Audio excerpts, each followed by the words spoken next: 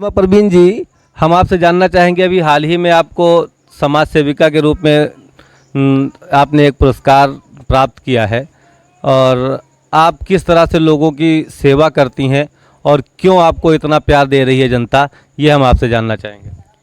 देखिए, पहले तो आप ये समझें कि मैंने कभी किसी अवार्ड और डिवॉर्ड के लिए काम नहीं किया है।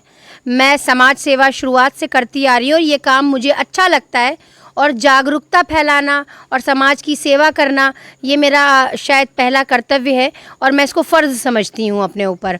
तो मुझे लगता है कि समाज के हर नागरिक को ऐसा ही होना चाहिए। और रही बात अवार्ड की, तो अवार्ड मुझे काफ़ी मिले हैं अल्हम्दुलिल्लाह, लेकिन मैंने किसी अवार्ड के लिए काम नहीं किया। ये जो आप समाज सेवा कर रही हैं, कहीं ऐसा तो नहीं कि आपको इसका राजनीतिक लाभ दिखाई पड़ रहा हो, कहीं राजनीतिक लाभ लेने के लिए आप ये सेवाएं कर रही हो?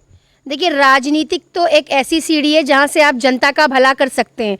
आप समाज सेवी होकर भी जनता का भला कर सकते हैं, लेकिन अगर और अच्छा भला करना है, वाकई देश को तरक्की की तरफ ले जाना है, तो एक नेता, एक सच्चा नेता, ईमानदार नेता और निष्पक्ष नेता, निष्पक्ष समझते हैं, जैसे कि अभी आप देख रहे हैं भाजपा, वो निष्पक्ष कार्रवाइयाँ नहीं करती है, वो निष्पक्ष फैसले नहीं करती है। वो हिंदू मुस्लिम मंदिर मस्जिद न जाने किन किन मुद्दों को लेकर आती है और उन्हीं मुद्दों से चुनाव जीतती है। तो इसको निष्पक्ष नहीं कहते, इसको सिर्फ एक तरफा फैसला कहते हैं जो करती है भाजपा।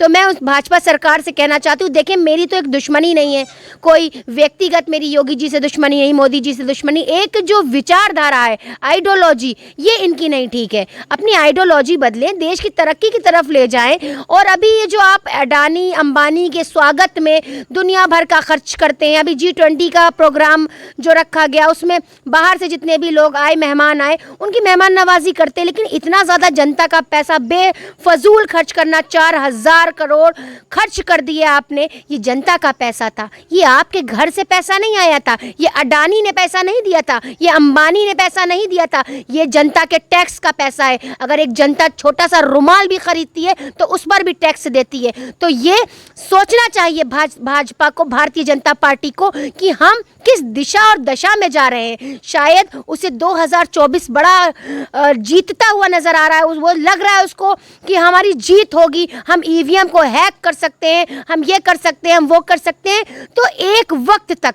क्या है, एक वक्त तक चल सकता है, सत्य परेशान जरूर हो सकता है पर पराजित नहीं हो सकता। जिस राम की भाषा का ये प्रयोग करते हैं हमारे माननीय मुख्यमंत्री जी कि राम राज, तो वो राम राज का उनको मतलब नहीं पता है।